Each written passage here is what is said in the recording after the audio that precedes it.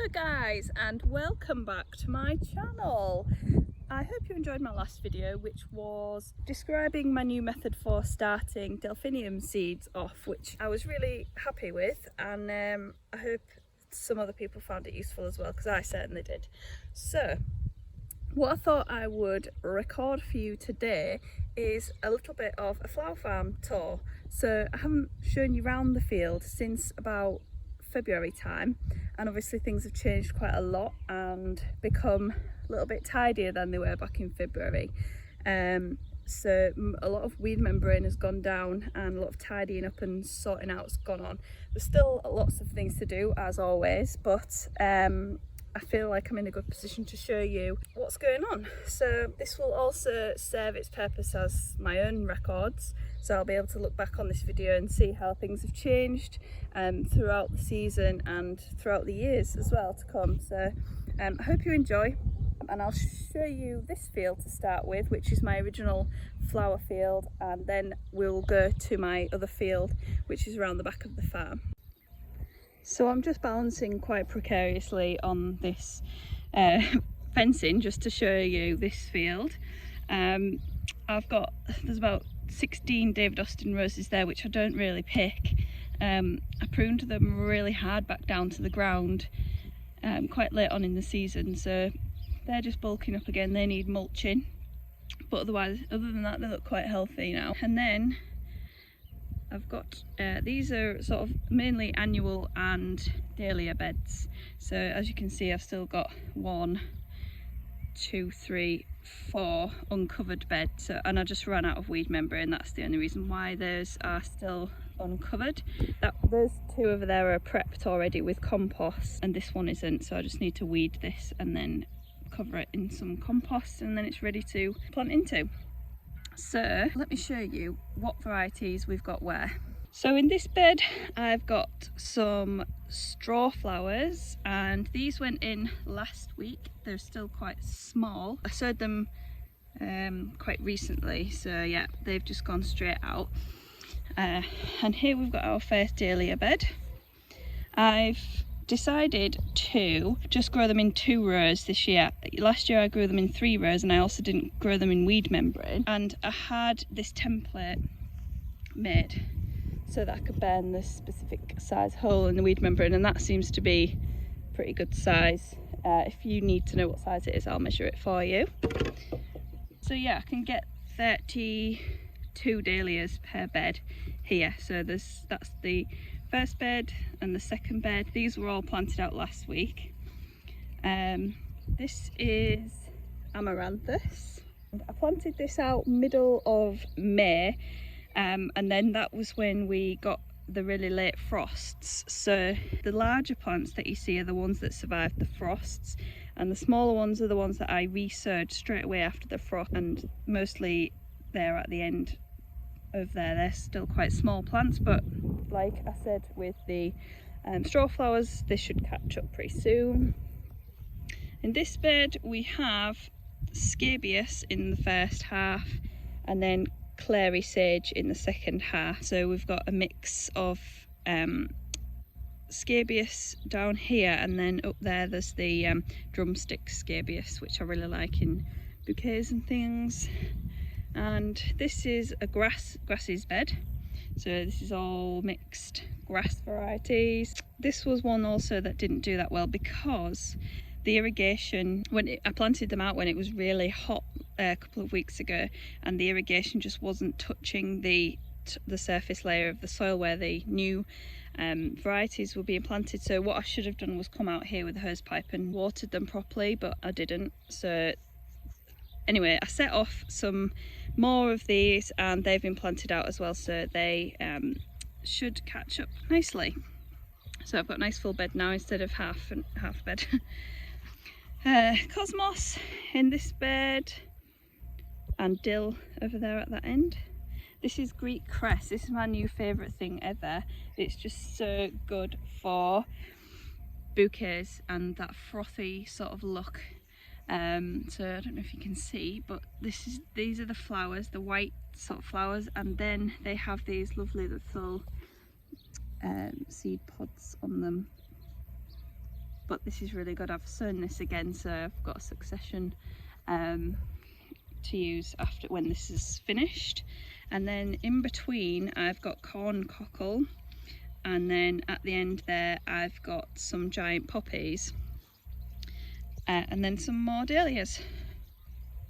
And I thought it would be worth saying that I don't usually plant more than 2 varieties per bed, so what I like to have is half a bed of something if I don't want a full bed of it, and then or just a full bed if I think I'm going to use a lot. But because of the way that things went this year with germination and success of the seeds, I've just planted stuff quite randomly. So yeah, in some beds I've got 3 or 4 varieties, which is not what I would usually do, but I'm trying to make sure the beds are full rather than just planting parts of each bed up. So yeah, it doesn't make much difference really. It's just that I don't usually see the point in having only sort of 10 or 20 plants of something, because it's not going to give me the quantity that I want. So then I've got these 2 beds that are sort of ready, that need to just be covered up by weed membrane. This is the 4th and 5th bed of dahlias. This is an empty one that had tulips in it before and daffodils. I'm just digging those up. And then this is the 6th bed of dahlias. Then here we've got cornflowers, and there's some Gypsophila Covent Garden, but that hasn't done that well up there, so I've got another tray of that ready to plant out. I'm going to plant that up again. And then here we've got some statice that's already starting to produce flower spikes, so it won't be too long before we've got some of that going. And then we've got mallow in this one, which was sown autumn. Well, this bit was sown in autumn, then this area was totally flooded over winter, so these haven't done that well. God, the dogs just do not respect my flower beds at all. So yeah, these are were resown recently and they've been planted out, so they've got some catching up to do, but these ones are just starting to flower. And then we've got some more scabious up here that was autumn sown, and then this is the foxglove bed that failed miserably because it was just flooded all winter. And what we did last week was so originally the field was fenced right up to the corner and back down, but we've moved the fencing along here, and then this is where the teepee was. So hopefully in the next few weeks we're going to start levelling this off so that we don't get flooding over here, and landscaping it ready for the teepee to go back up. So I'm really excited to have that there again. This is my perennial area, so we've got Alchemilla mollis here, which I've divided up from some larger plants and planted down here, so they are still looking quite immature but bulking up nevertheless, so hopefully next spring they'll be nice and established plants. And then we've got Achillea from here to there. These are also quite short this year, but I did move them quite late on, so they're obviously quite behind. And also it's been very dry, and this bed isn't irrigated, so I have to water it by hand, and I always think that doing it by hand isn't as efficient as having irrigation or having a bit of rain. So this one's empty. I'm preparing perennials in the greenhouse ready to go in here, so I'm hoping that I'll have some delphiniums to go into this bed, and aguilejas, etc. The wind has blown up the path in this section, but I've got artichokes over there. They're just planted up to here, and then I'm going to plant something else up here. Giant scabious, that was also divided into quite small sections, so that's just bulking up as well. Some more artichokes, and then there's some limonium sea lavender stuff there, and then another empty bed ready for more perennials. So I'm looking forward to bulking up with the perennials because they're a lot less work than the annuals are, quite obviously. Then here we've got some verbascums. These are all called Snow Maiden, I think. Some perennial scabious and some phlox there, and then some sedums in this bed here. So that's it really for this field. Oh, got a helicopter overhead, so I hope you can hear me. This field, I used to think it was huge, but I'm slowly starting to use up all of the space in it.